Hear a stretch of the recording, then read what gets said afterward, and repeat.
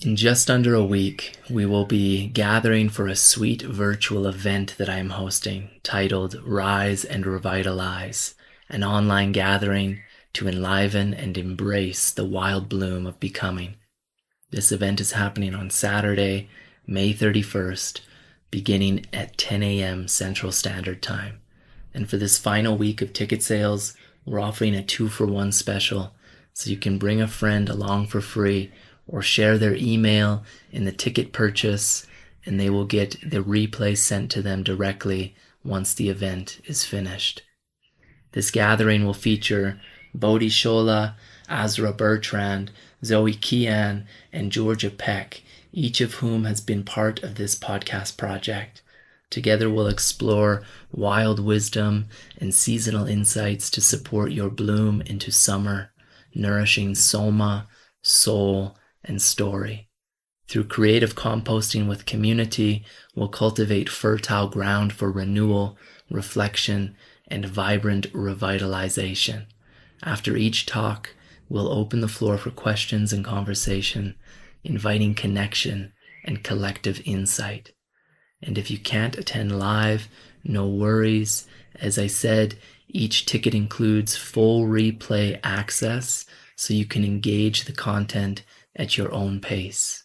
For more details about the event and the topics we'll be exploring, check out the Eventbrite page linked in the show notes. This summer, I'm setting off on a big overland journey from Guatemala to Canada with 2 adopted dogs, one rescued from the streets of Guatemala.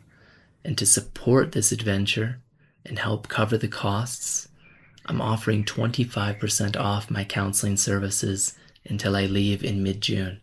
This discount applies to any of my counseling packages, and you can begin whenever it feels right for you, whether that's now or later. I'll be working while traveling, so I'll be here to support you no matter where I am on the road. As a threshold counselor with an online practice, I support wanderers, wanderers, and edgewalkers. I offer individual, couples, and group counseling, along with guidance around death and dying. If you're curious to learn more, you can visit my website linked in the show notes for in-depth details. I've also included a link to an Instagram post on my Coyote Council page featuring testimonials from past and current clients. You can find that in the show notes. I also offer free insight calls, risk-free spaces where we can connect, explore our alignment, and see if we're a good fit to walk alongside each other through a pivotal chapter of your life.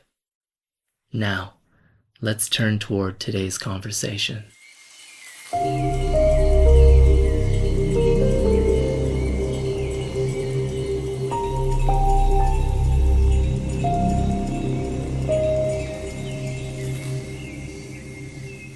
Welcome to Wild Heart Revival, a gathering place for heartfelt conversations and stories as pathways of renewal and revival.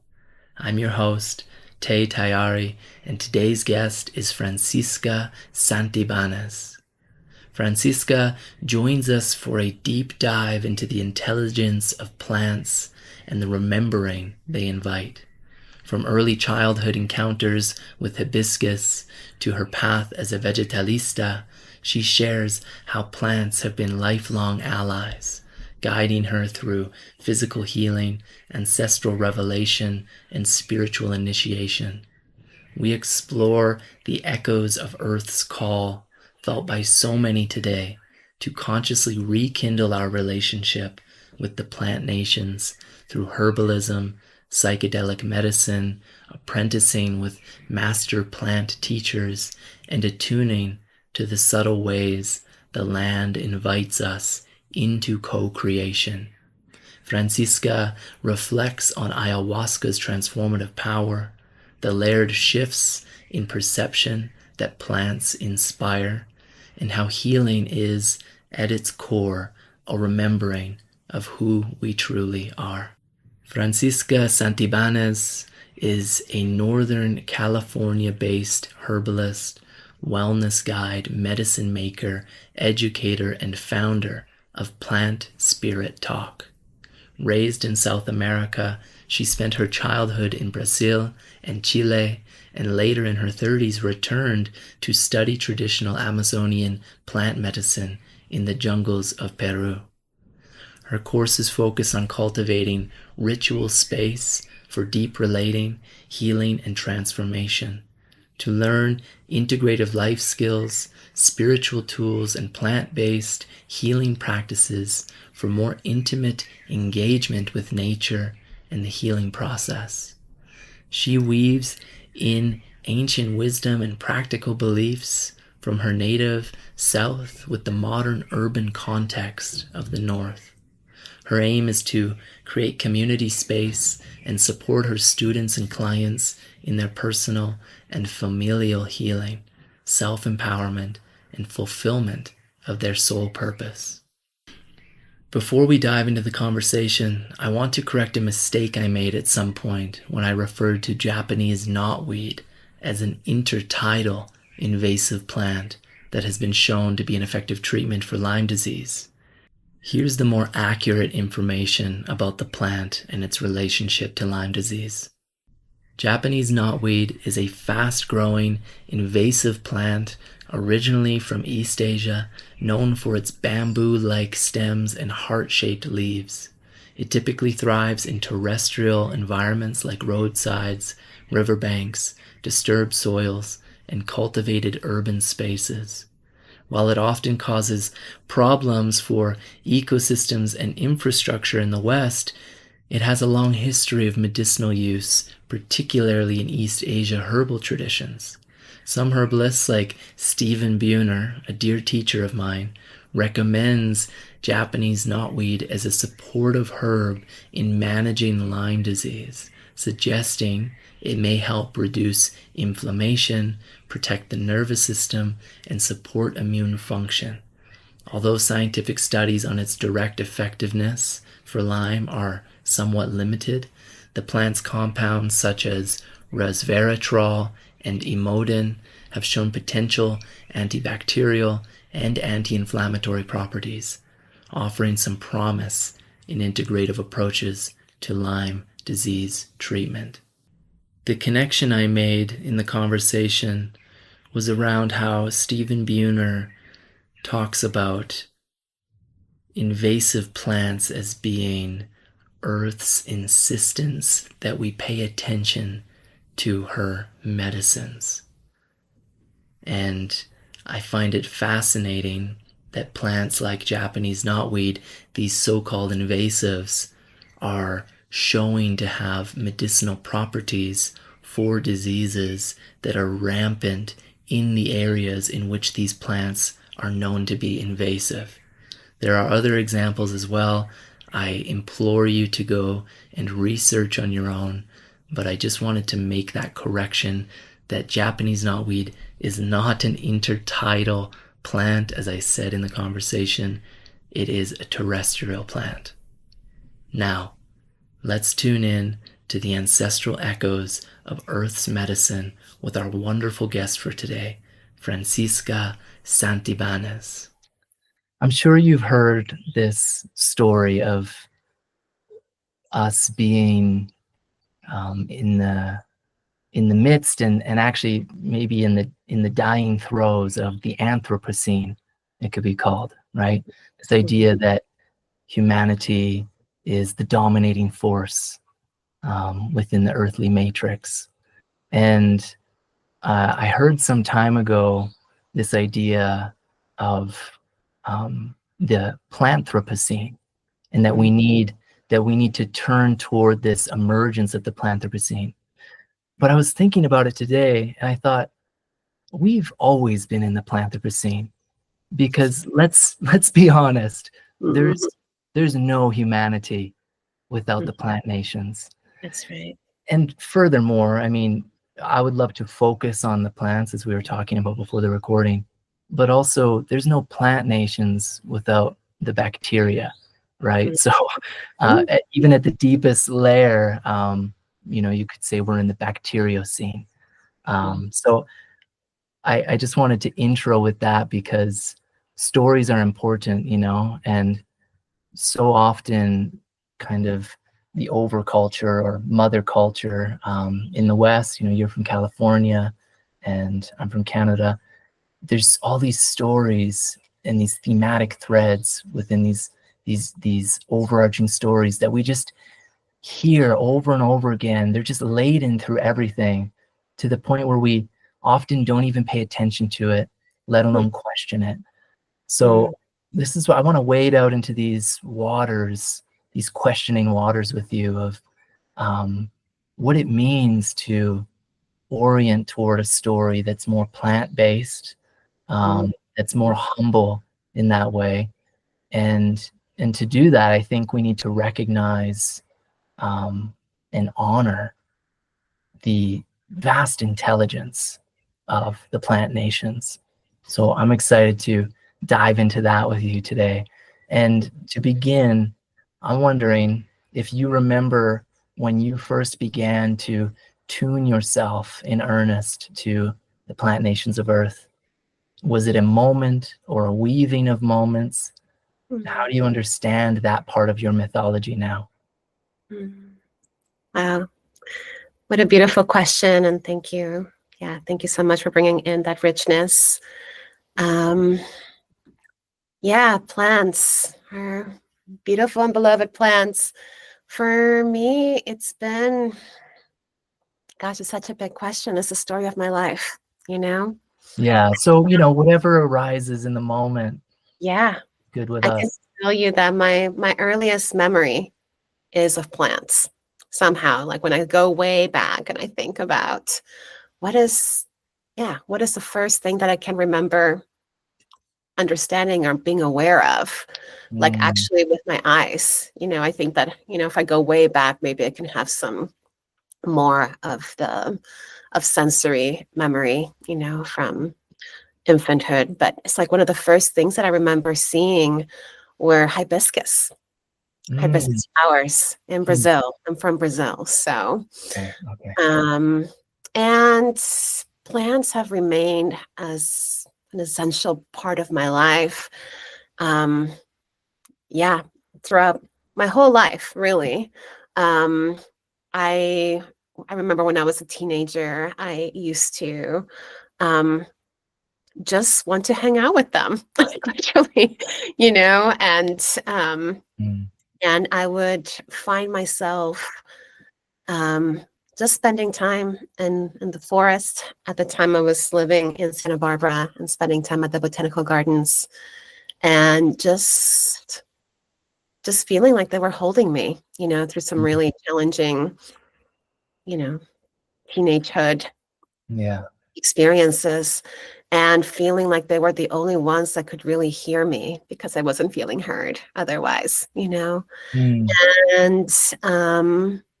but it wasn't until much later, like in my 30s, when I got injured in a job-related accident, that I ended up having to fully come back around to meet the plants as medicine.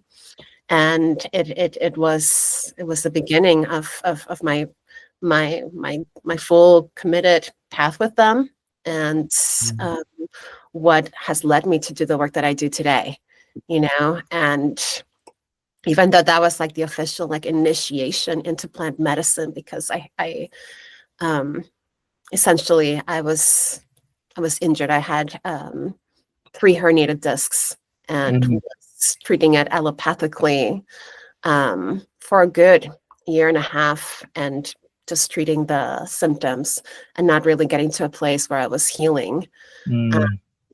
Until I met a dear friend, naturopath, that introduced me to supplementation and backed into herbal medicine. And I started to heal, actually, to regain the strength enough, the vitality enough to go into a healing process beyond the inflammation and the pain management, you know. So, yeah, and yet, you know, I remember even when I first started to come back to plants, just thinking like, oh my gosh, you've all been here with me this whole time. How did I forget? How did I veer off and not stay with this theme that has been so close to my heart? I think part of it is the thing that you were speaking to when we first opened, like um, this way in which we center our human lives and our ways of meeting the demands of capitalism and to Mm, me, like herbalism was a fantasy, that it was mm, kind of felt unattainable at the time. Culturally it wasn't a thing that I grew up with, um and then yeah, I just got caught up in the grind of having to make ends meet, and just mm, just veered away. But then in this really powerful way, had to come back to it, where it was almost um there's almost like an inevitability to the path having to come back to plants, mm, mhm. Yeah, thank you for sharing all that. yeah. There does seem to be, as far as I can tell, some kind of significant resurgence of herbalism, folk herbalism, as well as like medical herbalism and these things. Mhm. Um, that to me shows this very clear, intelligent calling that's echoing through landscapes and people, and even entering cities. How many people live in cities that are turning to the plants to heal things like what you described, that often, like, I I've heard of so many folks who have issues with their back and their and herniated disc and stuff, and it's just this lifelong journey. You get the sense, always being treated allopathically, as you said, and um, the fact that so many people are feeling this call to work more intimately with the plant nations is very fascinating to me, and I don't think it's a coincidence, and I Mhm. don't think that it's humanity um, realizing something, like, oh yeah, you know, like some kind of epiphany, that's originating inside of our intelligence and our brains, that there's like deeper flows and forces moving through us and awakening us to Yeah. essential allyship that's Mhm. actually just needed. Mhm. It's just needed. So I Yes. don't have a question to craft of that, but I'd love to just hear you Mhm. jam deeper into that. Yeah, absolutely. Gosh. Um, yeah, I mean, I feel that like the plants, they've always been here. They've been here way longer than we have. And their memory is so deep. When you really start working with plants, you realize just like their their awareness and their biotechnology to be able to navigate through the world, even as complex and polluted and things are right now. There are ways of being able to adapt, and but also, like I said, their deep memory. Like I really feel that plants have never forgotten us. They have never forgotten how to be plants. They have never forgotten what it means to be of the earth, in the way that humans have, and it's part of what I see happening right now is that we are at a crucial point where it's our survival is at stake, and it's um I think that the plants um are aware of this, and I think that um I don't know. Are we okay going into talking about psychedelics and 100%, absolutely. Okay. I was going to lead us there at some point anyway. Okay. Yeah. Good. Thanks. Just wanted to make sure. So, um, yeah, when we start working with these plants that are that open up our consciousness in a way that makes it, so palpable, so clear for us to be able to recognize our footprints and how we are actually in relationship with the earth, and it's like so many of those experiences of what it means to be human. The plants are helping us remember.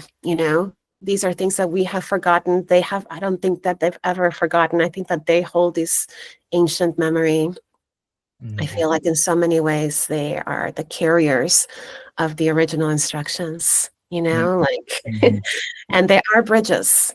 They're bridge beings, they understand what it's like to be in relationship to the soils, to the deepest soils, as well as to the ethers and the sky and the universe around us, and it's like, these days, so many of us are in dire need of that deeper remembrance. We're, I think, in a crisis around our purpose and understanding why we are here now. Of course, seeing how we got here, and remembering that there is this deep legacy of survival that we've all had. We're fairly new at this game as a human species. That we're one of the youngest, and yet there are all these other beings that have been at it for so long and have seen everything happen throughout history, and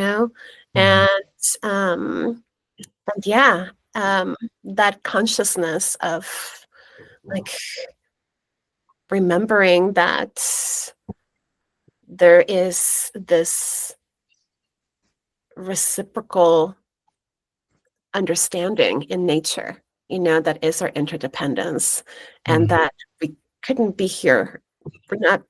We were not made to do this alone, that we're actually here to be in a role of relationship, of co-creation, but also of mutual tending and stewardship. Yeah. And I think that that's what the plants are helping us. It's like, remember that actually we have a purpose here, and we've had this deep relationship with the plants for thousands of years. I mean, who knows? From probably the beginning of time is how we've been able to. That's why we're here. Is to be in this relationship and this interdependence. So, because even like so many animals and insects and all kinds of beings have deep allyship with plants. So we've always been in relationship in deeply intricate and necessary ways. I had an image when you were speaking there about memory, and I was just kind of sensing into how they carry the laws of the land, and they always have. And then I had this image come to my mind of at first it was like a dandelion, but then it was like a bunch of nurse plants moving into a disturbed area, and the area was disturbed by the machinations of civilization. And I just had this sense of like, I'm feeling emotional actually. They're so forgiving. They're so forgiving, and they're so tireless in their efforts to just heal and to care for. And like, they'll fuck you up too, right? A plant can kill you, but the fact that you go into any disturbed area, human or not, though it tends to be often human, and you see, like, within moments there's sprouts, within days, within weeks, within months, if left undisturbed, there's communities of beings there to heal the wounds of that land. And of course we are the land, so that's exactly how they work with us. It's just we often need to have this conscious orientation toward them, because we're not always surrounded by them because we're stuck in cityscapes, where Mm, we block them out and control them and contain them. And mm, yeah, so I want to talk about plant memory. You touched on it a couple times there. I think it's such a, and of course I just mentioned it too, it's such a profound topic, but I also want to connect it with plant intelligence. And like, plants are said to possess intelligence comparable to animals. And I would say, personally, I would say that they're more intelligent, that they're far further reaching, which mm, is a radical thing to say, because most people be like, what are you talking about? Mammals are far more complex. And mm, I don't know, I would challenge that. And it's not necessarily based off of like, I don't know if I could give you all the data, but it's like this gnosis that I feel. But of course they have behaviors such as communication, memory, the transmitting of intergenerational knowledge, so then learning, and as well that they've been shown to, through science, to store information about environmental stressors, and then, as I said, pass this knowledge on to their progeny. They I have notes here. Older plants can release chemical signals to help younger plants to prepare for challenges that they experienced in their life. mhm, So I'm just wondering how, as you've deepened into your relationship with plants, how you've noticed these behaviors like communication, memory, transmission of knowledge. And I just wanted to share a quote here from Stephen Buhner, who's one of my greatest teachers. He says, plants are as sophisticated in behavior as animals, but their potential has been masked because it operates on time scales many orders of magnitude longer than mhm. that operation in animals. So there's something here about altering our perception to even be able to appreciate, to acknowledge and appreciate these behaviors that are intelligent. Mhm. Kind of Yes. the shape I want to pass over to you. Yeah. Beautiful. Thank you. Yeah. Yeah. What a juicy conversation and question here. I mean, I think that intelligence, that wisdom that you're speaking to, of like, yeah, being able to have the awareness to support the young with what they need, to equip them with the nutrients, with whatever it is that they're going to need to heal, um and also this piece around pace, right? It's like they don't move. For one thing, they don't move. They're rooted in one. Most plants are rooted in one place. There are some that move slowly, but mangroves I'm thinking of, but it's for the most part, plants, yeah, they live at a different pace. And I think um, that in itself, it's such a contradiction to the ways we function these days. And um, and I think that the only way we can truly understand so much of this intelligence and capacity of the plants is by slowing down, Mhm. by really, really slowing way down, and create the spaciousness um, and for us to also like release and detox, like so much of the work that I offer in plant spirit initiations, which is based on this. It's like, how can we um, nurture a relationship with a plant to be able to um, have reciprocity, um, understand their essence, how they Mm. how they how they function, how they can teach us also and support us in our own processes. And then the third piece that I always bring into it is like, what is to understand our role with them as well. Mm. Since always the exploration. It's like we are in relationship. So many of us think of just like using plants or taking plants and, receiving from them. But the Right. fact is that we are in relationship and we do have a role to play with them.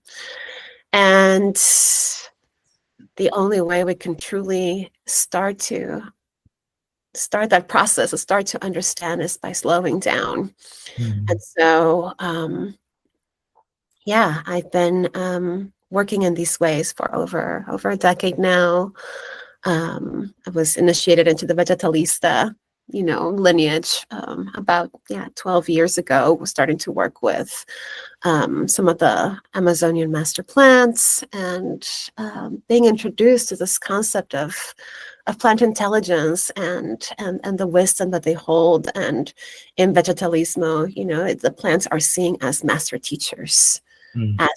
as embodied spiritual teachers that can show us, they can teach us how to heal ourselves, how to heal our lives, how to be in harmony, how to live in a cooperative dynamic with the earth, and with our bodies, being of the earth, you know. Mm. So the process, a lot of times how we initiate is through dieting. And the Mm. dietas, the planned dietas, is a pause. It's like it's pressing the pause on everything, and taking the time, and putting in our efforts and intentions, um, as an offering too, back to the plants too, to create space and um, availability in us to receive their subtle sometimes, and sometimes not so subtle, messages that they may have for us. Mm. But for that, it takes us slowing down. It takes us detoxing. There is a cleansing process that has to happen before we get there. Mm. And and then to unlearn all the ways in which we think we know things. It's like release and let go of these um, these rigid ways that we think that um, we have to come to understand things that we learn only through language that happens verbally, and actually start to activate the awareness in our bodies and see the ways in which we have so many like different levels of reception, of receptors, in our bodies, to have these communications, not only with plants, but with the earth, with other species, with the elements. Like, we are in relationship to everything. Our body is aware of everything, and we have this big disconnect, So part of the process of being able to drop in, to start opening ourselves up to understanding the plants, is slowing down and coming back to the body, Mm. and yeah, remembering that we were we were made for this, and um it's, to me, this whole path, and in general healing, is a remembering more than anything else. It's a Mm. remembering, is it's reclaiming some of the ancestral knowledge, is remembering that we are of the earth, and we have the same capacity that the plants have, that you were speaking of like their adaptability to really harsh conditions, to be able to thrive. Like, we carry that same program. you know Mm. our nature is to heal and to thrive. Mm. Sometimes the amazing thing in these processes, when we go into a dieta, it's like just the cleansing alone holds so much potential for healing. Like, people experience so much healing and just quieting things down, like taking away all of the excess flavors, excess foods, Mm. excess stimulation, and just to give the body a chance to reactivate its own innate um, healing potential. Mm. Mhm. Yeah. Wow. I'm very curious to know how your capacity to communicate with um, plants in general, but maybe more specifically with certain master teachers, and of course just sharing what feels okay to be public with. um, how your communication has like been shaped over time. You're speaking about coming back to the body, and so then I get the sense of like, okay, then there's uh, this essential reconnection to the sensorial capacity and paying attention to subtle cues as they arise throughout the body in different ways. Mm, Um, and then there's some kind of like the next step then is to make meaning of that, you know? And that's mhm, where the communication really gets juicy, right? Because then you can actually um, you can shift, you can reorient, you can be informed, mhm, influenced to make your next move, to be moved naturally by that sensorial experience. And I imagine too, it's not just sensation in the body, but that there's probably more imaginal, mythic, visionary. I mean, especially with psychedelics. And I'd love to get there, but because that's so, it can be so dramatic, you know. I'm mhm, curious about the subtleties in mhm, plant communication, and how you've observed your capacity changing, and what feels important to just speak to in that. mhm. Thank you. Yeah. Um, I love to work with a lot of the subtle plants, actually. That I do some work with some of those stronger psychedelic plants, but for the most part, I work with many of the plants that are growing around us, and that's what I encourage to my clients too. It's just like look around. Mhm. There are so many beings that have been paying attention to you and that are so eager to get to know you, and Mm, oftentimes way more available in terms of connection and communication with you. right.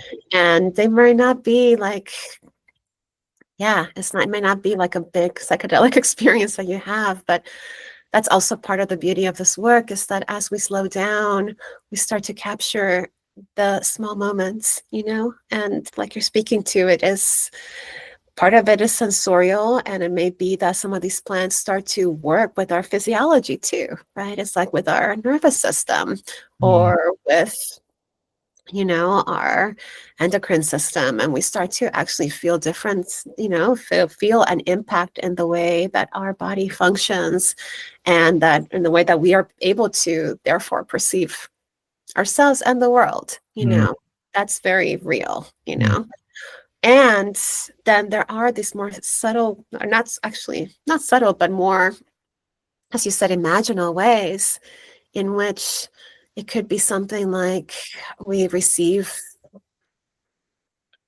a vision. It could be a daytime vision. It can be that we are, sitting with a plant, and all of a sudden we're taking on this almost like a little micro journey, and we start to think about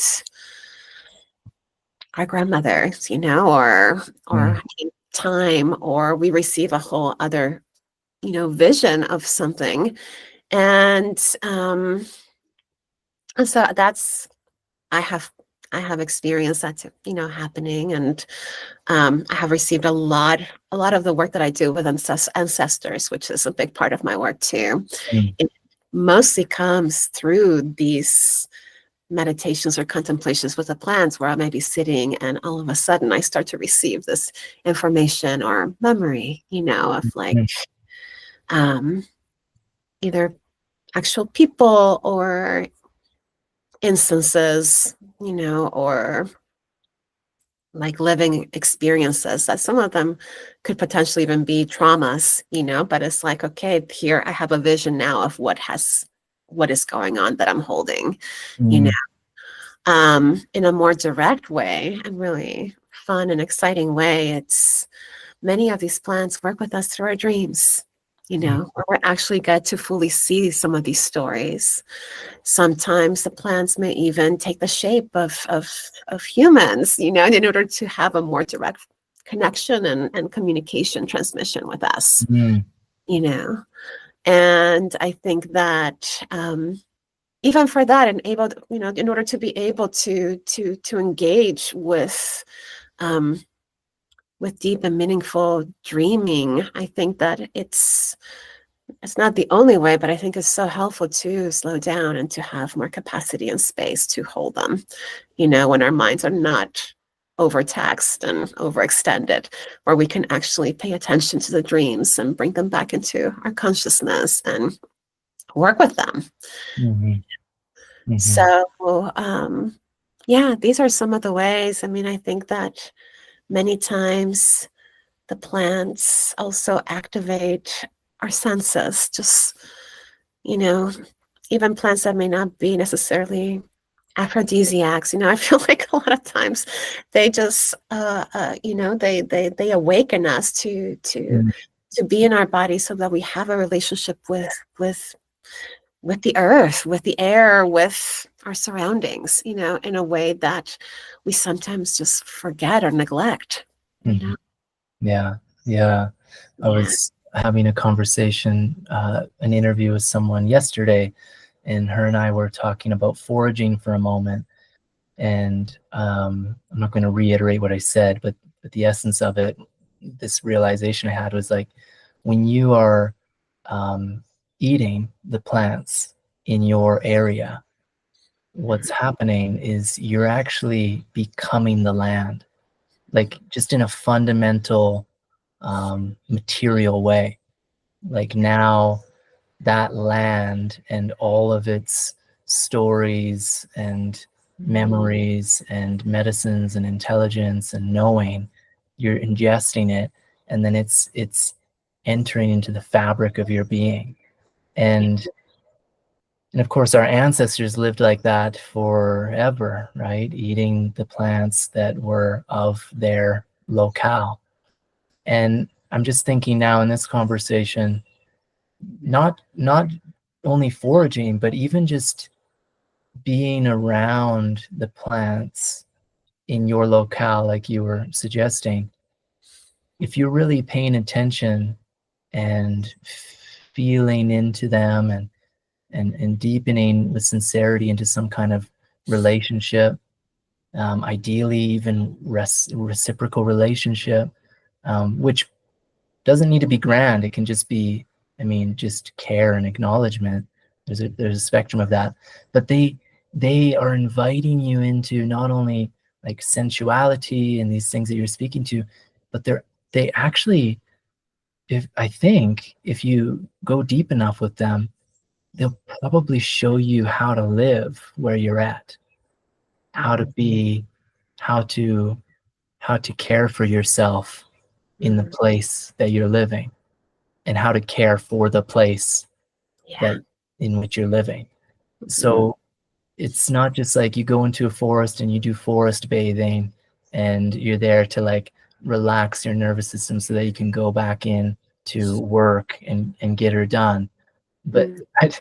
there's deeper layers that I'm realizing and sensing, like they can actually guide the way to actually live in right relationship through sensual, psycho-spiritual, imaginal, and medicinal ways.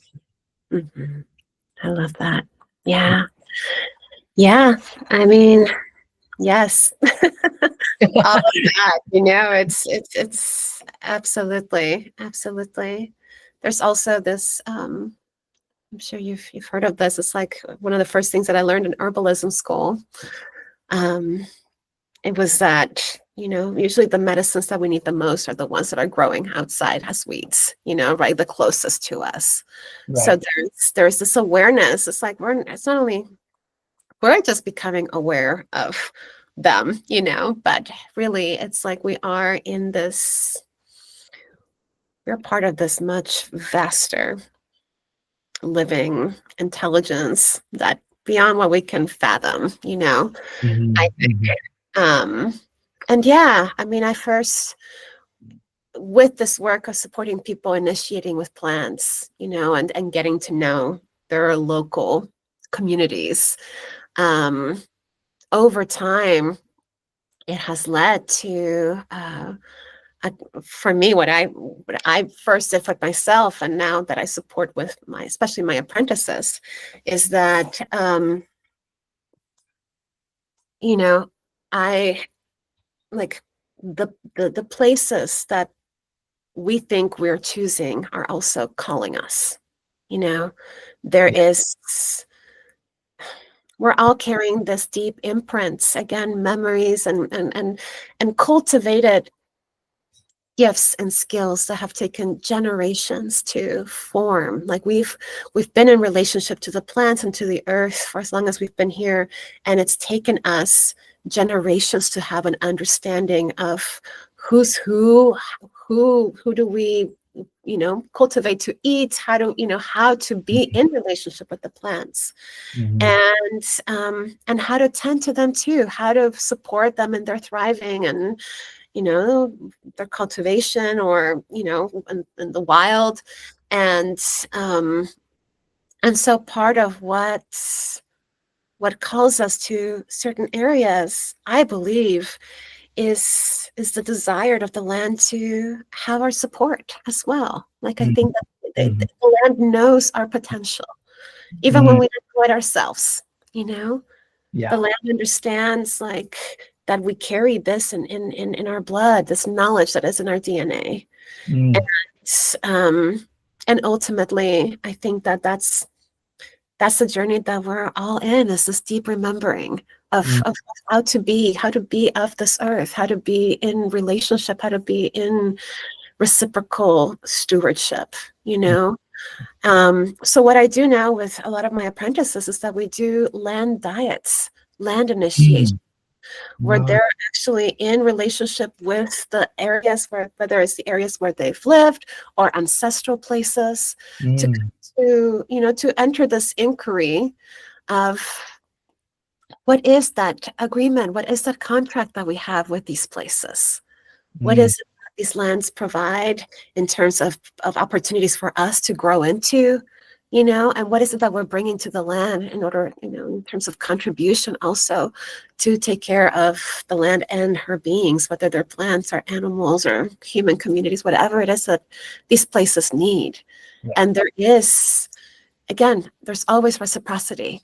It's not just one way, so I think that and when we enter these processes or these ceremonies, these initiations, we can only get like this much. I mean, I know that there's so much, but it's like every time we just chip away at it a little bit more to have just a little bit more of an understanding of that sacred agreement that we have Mm-hmm. with, you Mm-hmm. know, and with the earth. Mm-hmm. Yeah. This necessity to slow down and humble ourselves is actually so important. You mentioned weeds, and I think about just kind of like the classic garden. Well, at first I was thinking about like a garden of vegetables, like what you would eat, but like an ornamental garden is so interesting. And I think they're important because they're beautiful and inspiring. But this sense that the weeds need to be immediately taken out. I'm not saying that you shouldn't, but there's this kind of like just like automatic, like we eradicating the things that don't fit your agenda. And there's something about that that seems to point toward this way in which our minds have been colonized, that we have this propensity to always have an agenda, first of all, and that we need to accomplish that agenda as quickly as possible and by all means available. And I'm thinking too, again, Stephen Buhner, he talks about invasive plants as being Earth's way of insisting that we notice her medicines. Mm, love that. Yes. Right? Like, I think he talks about Japanese knotweed, which is this like intertidal coastal plant, I believe, and it's invasive. But the thing is it's showing up in areas where there's a lot of tick-borne disease, Lyme disease, and Mm-hmm. it just so happens that this knotweed can actually be a treatment for Lyme disease, but the people are like, fuck this invasive species, we need to rid it, it's destroying whatever. And then at the same rate, they're like, oh, and shit, the Lyme disease, how do we do? And it's like Earth is right there insisting over and over again, like, pay attention, slow down, slow Yes. down, humble yourself, and just like pay attention, get curious, get curious. And Yeah. I think weeds are that too, you know, just to get a little bit more curious of like, oh, why are you here? What are you Mm-hmm. doing? What's your function? How can we relate to each other rather than just automatically? And by the way, I'm totally culpable in this. I've gone into I've worked as a gardener and landscaper, permaculture stuff, and I've gone in and just like weeded the shit out of places to get paid. Mm-hmm. So this is a message to myself, more than anything. But yeah, I'd like to, unless you have anything to, do you have anything you want to share on that? Gosh, so much. Yeah. Well, you're welcome.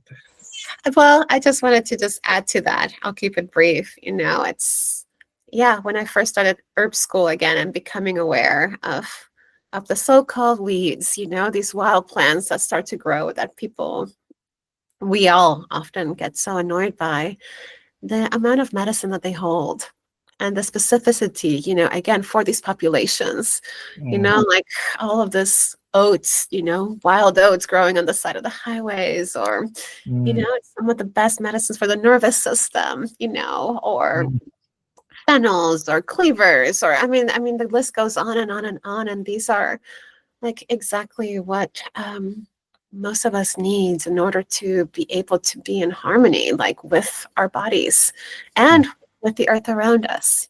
So there is, again, this intelligence that it's mind-blowing when we start to think about it. yeah, Yeah. absolutely. So speaking of mind blowing, I'd be remiss if we didn't dive into psychedelic medicine uh, for the Mhm. last portion here. And Yeah. I'm specifically, this is a huge topic, we could spend so long talking about it, but a lot of what we've been talking about also ties in to psychedelics. I think that they're very clearly calling out to people for, I think, specific reasons. I think those reasons are, like all reasons, ecologically based. And because we're humans and there is this fallibility that we have, um, our relationship with the psychedelic medicines is very strange um, today, in that, this idea of like psychedelic tourism, the kind of extractive colonial orientation that certain folks or communities have toward these medicines, um, this kind of archetype that's emerged where someone can go have a deep experience with some plant medicines, and then that then makes them think that all of a sudden now they can share that medicine. And the kind of like weekend shaman, someone thinks that they become uh, this authority just because they have this experience. So there's all these different layers that make me think, wow, this is a very strange time. Amazing, potent, potentially beautiful and incredible, gazing into the future in allyship with psychedelics. And yet there's all these shadow sides too. And so I just want to hear how you're seeing that landscape, and then maybe we can get more specifically into your relationship with the plants. But I would Mhm. just love to hear a reflection from you of what you're noticing, and what feels important to speak to right now. Mhm. Mhm. Such a big topic. Yeah. Um, Um, well, um, gosh, I have been with this question, with this inquiry for as long as I've been working with with these medicines, with the psychedelic medicines, um, and have experienced and have witnessed all of that you're speaking to, and I think that there is definitely I think that there is some level of willingness, I believe, because I don't believe that the plants are just being handled around. I think that they're very powerful, and there is some intelligence and willingness, that is in some ways propelling its widespread, because it is time, so I don't think it's again only humans. I do think that there is so many different levels of risk, and of course, misappropriation and all of those things, and that directly impact many of the communities that are the original stewards of these medicines, actually, Mm-hmm. So, yeah, I can't tell you that I have any particular conclusions, other than to trust that there is some level of will, also, because I can't, to me, it doesn't make sense. It wouldn't make sense for me to think that the plants are just being taken and to places that they don't want to be at, Mm-hmm. And so, yeah. I appreciate you bringing that in. When I've heard this kind of story that like people are a cancer on the earth or something, or like people are nothing, no good for the earth, that's never felt right to me. It doesn't make sense at all. And so the way I've reframed it in the past is I think Earth just has taken this incredible gamble on humanity, that there's a deep understanding of the risks and the potential disaster elements, and it's like there's also these incredible opportunities that wouldn't be possible without humanity. Yeah. And so that's what I'm reminded of when you share that there's a willingness in these psychedelic plants to, and of course earth, of which they are, emerging from that earthly matrix intelligence, that they, the fact that you can like sit with ayahuasca probably in like Iceland is pretty incredible, right?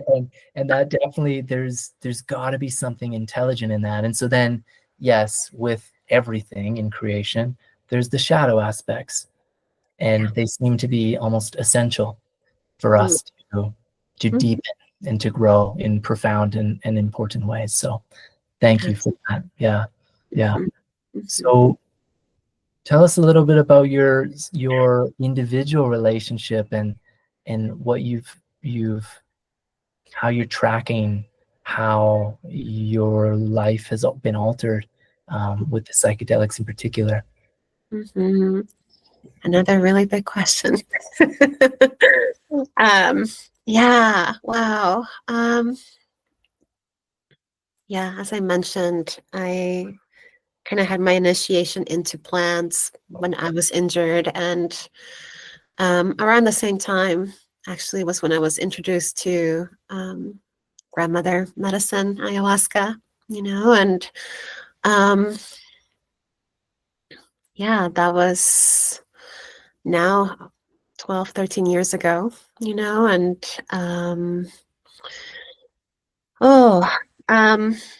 well, for one thing, it made me, the first thing I think that this medicine brought to my life was the clarity of purpose, that actually this connection, this love that I've always had for plants was actually part of my purpose of why I'm here. And I think that I received the full permission to fully dive in, and that's like, it was literally 2 weeks after my first ceremony, my first time meeting ayahuasca that when I started herb school, because I decided, I'm like, right after that, I'm like, I need to learn more about these plants. Yeah. And um, by beautiful serendipitous events, I was able to, start herb school 2 weeks after that experience. And so that was the first, I mean, it drastically shifted my path and Mm-hmm. deepened me in my purpose. I think that, as I mentioned earlier, a big part of this path with the plants has been ancestral, has Mm. been this deep ancestral remembering. And as I started to work more with plants in herb school, many of the plants living around us, many of the weeds, even, I started to receive more and more instruction and a calling and a pull to go back to South America. I was living here in California and I hadn't been back to South America for 22 years.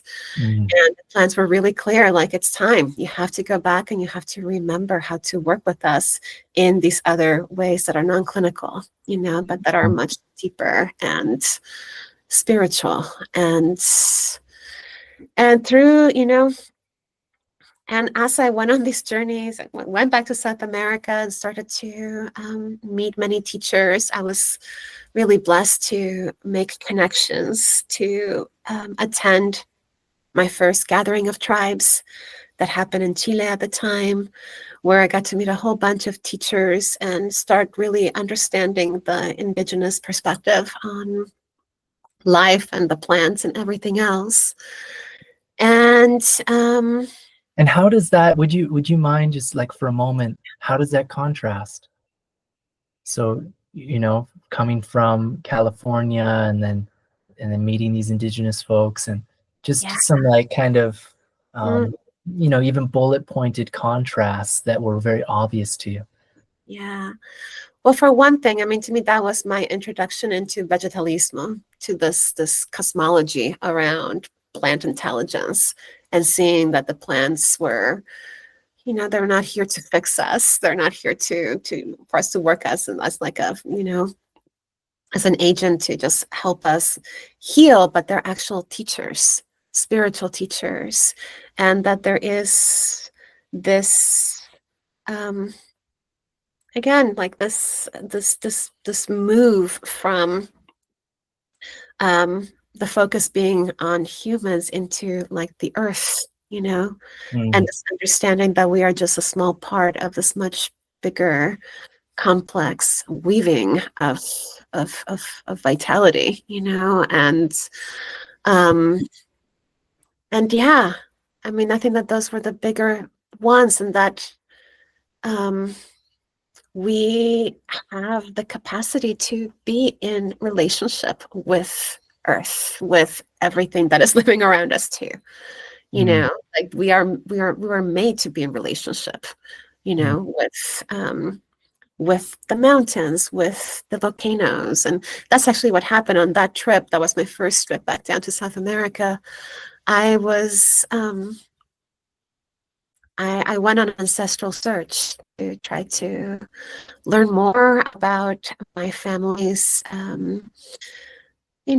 legacy of, like, if there was any, of working with plants, like recipes or anything that I could find or learn, and I kept hitting like obstacle after obstacle until I made it all the way down to the Patagonia. And I was raised by, my parents are Chilean. Mm. And and so I was in Chile doing this work, and I remember getting all the way down south and feeling really frustrated about not being able to find more pieces, that could help me understand more about where I came from and who my people were, all Mm. these things. And what I received when I went down, I actually went and into this beautiful area that had like this lake and then a volcano right across it in Osorno, southern Chile, and sitting at the shore there. And I remember, yeah, like crying, and I had my head down, and And then the breeze started to blow, and then all of a sudden I I heard the sound, that said, um, you need to remember, ask to remember. And what I got from that is like, the prayer needs to be around remembrance, actually. Mm. And so yeah, you need to remember the ancient ones, is what they said, because I was seeking, and seeking the surface of like his stories, and like I said, whatever I could find, but they're like, no, remember the ancient ones. And so I started to bring in this prayer around remembrance and remembering the ancient wisdom of my ancestors, of my roots. And I held this prayer as part of my practice, both in and out of ceremony, working with the plants. For about, let's see, this was back in 2014. And then in 2018, at the end of 2018, so about, 4 or 5 years, I was sitting in ceremony, and the plants told me at the end of this beautiful, very insightful, journey, they kind of like, things got quiet, and then I felt this tap on my shoulder. And Mm. she said, by the way, you are not who you think you are. And I was like, what? And of course, I was like, oh, am I not being authentic enough, showing up? And like, no, silly. She said, you know, your parents are not your parents. You're not who you think you are, Mm. you know? And, I was like, that's so strange, like I started to think, I'm like, this doesn't make any sense. Um, and I also like, I'm like, I'm gonna put this in the back burner, I'll Yeah. get to it when I get to it. This is an interesting insight. I'll just hold it close. But Mm. then 4 months later, I started to teach the program that I usually teach. And one of the first questions in the intro that we had was, somebody asked me, and they said, can you speak about your ancestry? And I started to share a little bit about, the history of my family, Chilean parents that migrated to Brazil. They had me there, and then we went, traveled back to Chile and then to California. But as I started to share all of this history, it's like my voice started to close up. Mm. And to the point where I couldn't speak, I had to stop teaching. And not only was it that day, but then I felt completely disoriented and discombobulated for 2 weeks after that. Mm. And then finally I was like, maybe I'm not supposed to be teaching. Like, something is really off here. Something's really wrong. And then I was like, well, this started happening when I was starting to talk about my ancestry. I'm going to do a DNA test, let me find out more, like what, get to the bottom of this. And so I ordered a DNA test, took the test, and a couple of weeks later received the results. And lo and behold, the results showed that I was essentially Brazilian. I was primarily Portuguese, sub-Saharan African, indigenous Brazilian, but I had like 0% of Chilean or German or the ancestries that my parents carried. Wow. And so I then confronted my parents, and I do believe that they were, coming from a place of wanting to protect me, and wanting me to have the best experience and not feel excluded, but they did share with me that, in fact, I was adopted at birth. It was Wow. 2 days or so when they got, received me. And um Mm.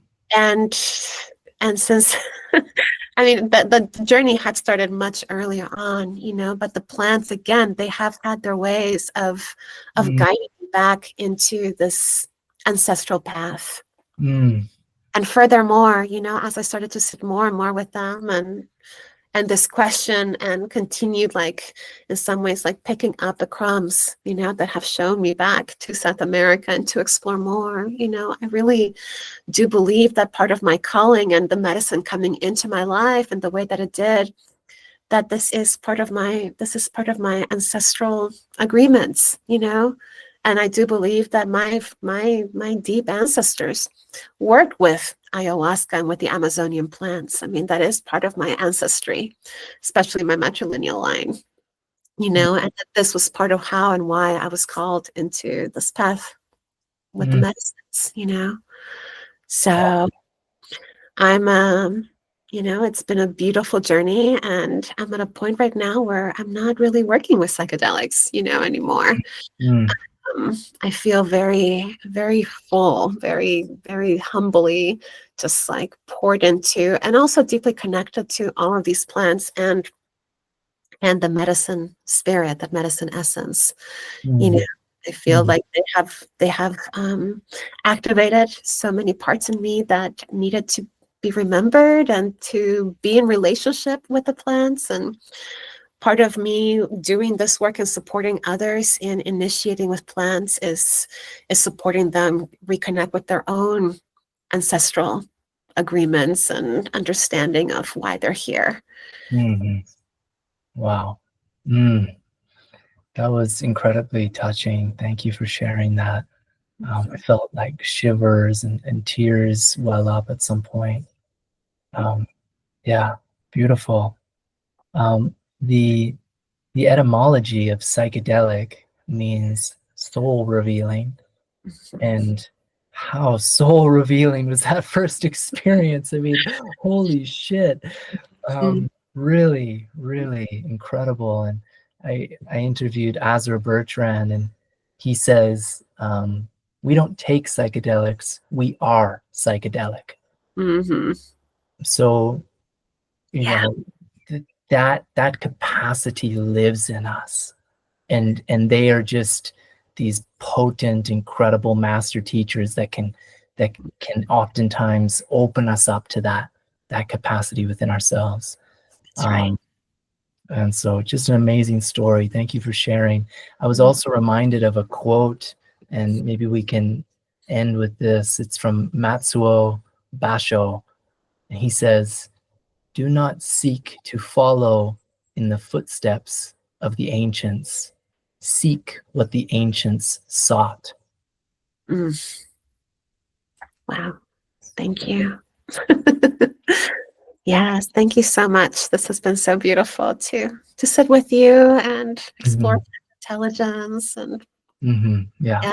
really wonderful. Thank you. Yeah.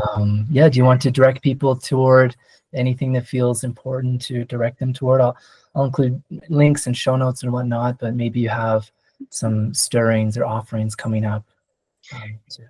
Yeah, well, gosh, there's quite a few things.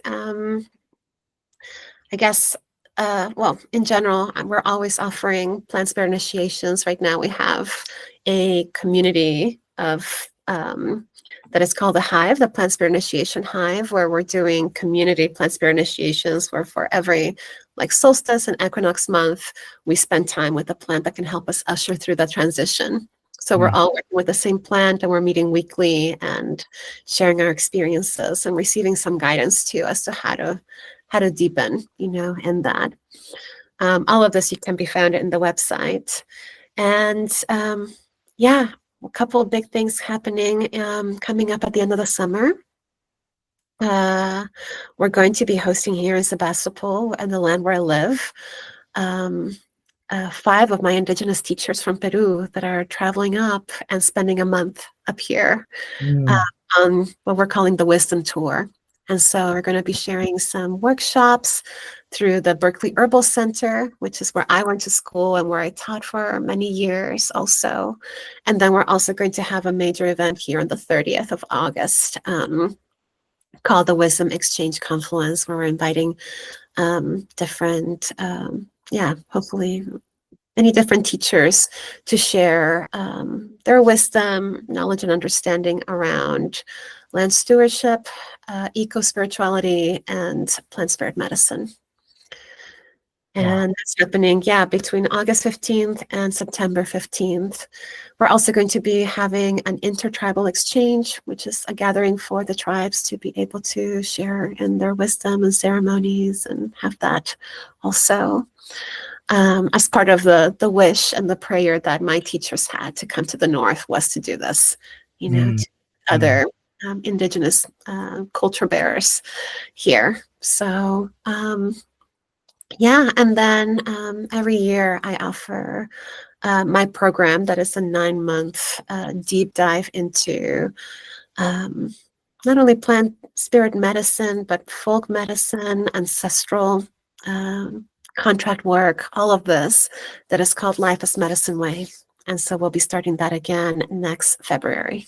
So. Wow, so much meaningful engagement and offerings. It's really beautiful. Yeah. Thank you for giving me a chance to share that here with your community. Yeah, it was such a pleasure to have you on the project today. Thank you so much. Yeah. Thank you, Tay. Likewise.